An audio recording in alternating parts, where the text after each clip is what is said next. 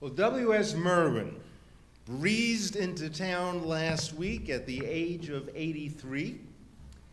And at 83, he remains a wispy and wily and very, very capable of just moving with the wind.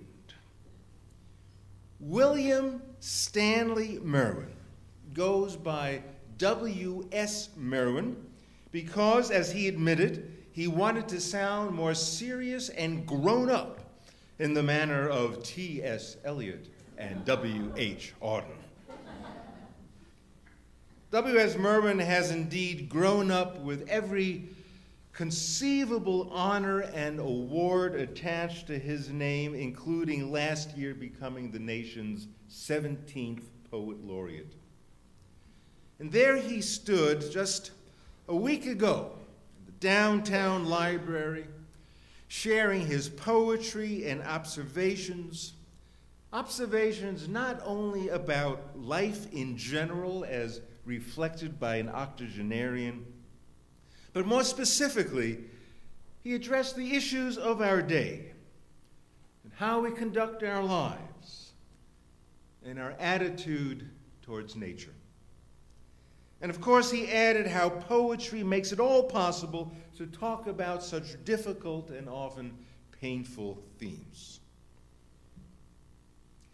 Merwin looked straight at his audience that night and said, "Wall Street has defined the real world for us. We have forgotten that the real world is defined by nature. And we have grown careless about life on earth, and nobody will bail us out."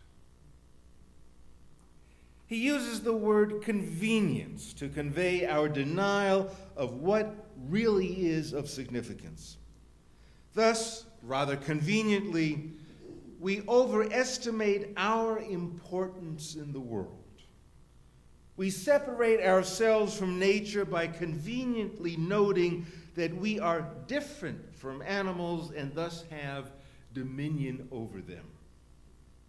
But in reality, he contends, nature is not out there. Nature is when you sneeze. Nature is you. And basically, we have two options. Either we regard the world with love, or we fall back on the conventional and destructive viewpoint, what's in it for me? Although Merwin writes as beautifully about nature as the transcendentalists did in the mid-19th century, Merwin says he doesn't like the word nature. He doesn't even like the word environment. He's uncomfortable using those words because, in his words, they make it seem as though we're not a part of nature. Anything we do to the rest of the world, we're doing to ourselves. We must love the world for its own sake, he insists. We may not know how to do it, but we must try. For me, much of Merwin's poetry feels as though he's watching the evening news with me, shuddering at the revelations of our cruelty and disregard for the earth. But rather than crawl into a deep hole of despair, which I sometimes do, he finds an expression or creates an image that I can identify with and thus feel a lot less lonely in the sadness that swirls all around us. Merwin makes clear just how elastic language really is.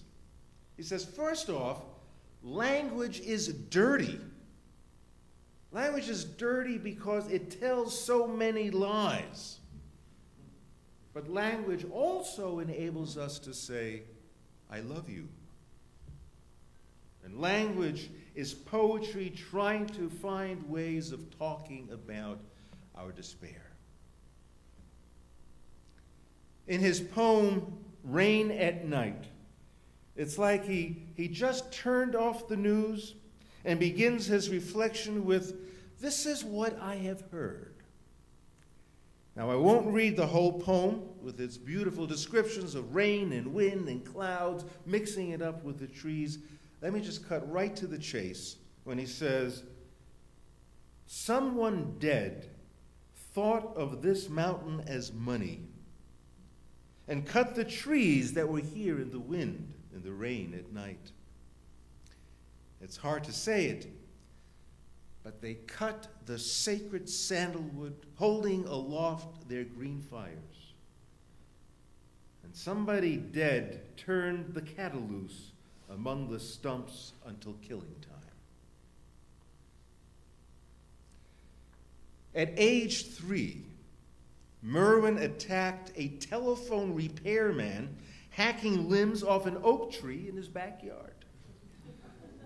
As he explained it in his own words, "I absolutely exploded. I screamed right out of the house and I said, 'Let that tree alone.' I loved that tree. I would just go out and stand next to the tree with my hand on the tree. And I did stand there for a long time because I figured we sort of understood each other."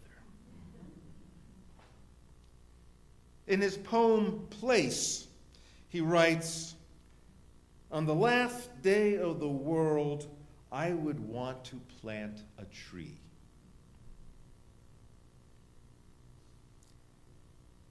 On the last day of the world, I would want to plant a tree. What for? Not for the fruit. The tree that bears the fruit is not the one that was planted. I want the tree that stands in the earth for the first time with the sun already going down and the water touching its roots and the earth full of the dead and the clouds passing. Although he doesn't spell out the cause of there being just one remaining day in the world, we can pretty much guess it has everything to do with us. But what a great farewell to plant a tree, kind of shield against despair.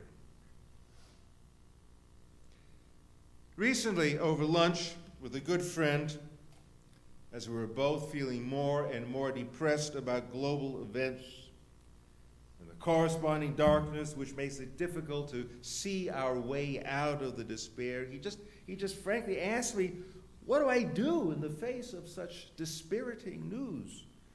And I say, "What? I write sermons about how depressing everything is. That's all I can do."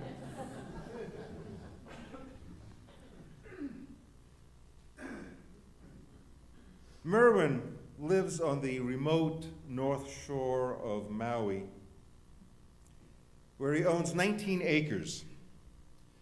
And over the past 30 years, he has planted more than 4,000 trees, representing 850 different species. In a recent essay he wrote, "I have long dreamed having a chance one day to try to restore a bit of the Earth's surface that has been abused by human improvement." His acreage had been scoured by sugar growers, raised for firewood, mowed by cattle, plowed for pineapple, starved of water, and eventually left to die. Local officials had written it off as a wasteland. 19 acres, tended to with enriched soil, and love and trees, and respect for the land. Is that not an answer to despair? Thoreau wrote the famous line, "The mass of men lead lives of quiet desperation." But not many know the lines that follow, found in the chapter called Economics in Walden. It says, "What is called resignation is confirmed desperation. Thoreau then continues how in our resignation we console ourselves with life's fineries, like mink and muskrat. Unconscious despair is concealed under the games and amusements of mankind. Many might call today's world desperate times, and we try to conceal that reality with amusements, or toys, we call them, or consumerism, the contemporary equivalent of denying our desperation with mink and muskrat. Merwin said as much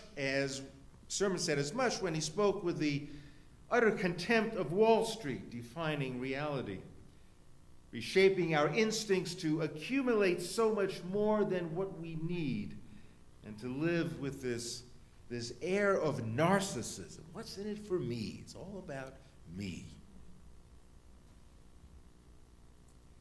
Now, if you watch the news with W.S. Merwin, he'll pinpoint where the moral compass must point as the world's compass spins out of control around in circles, not knowing where it's headed.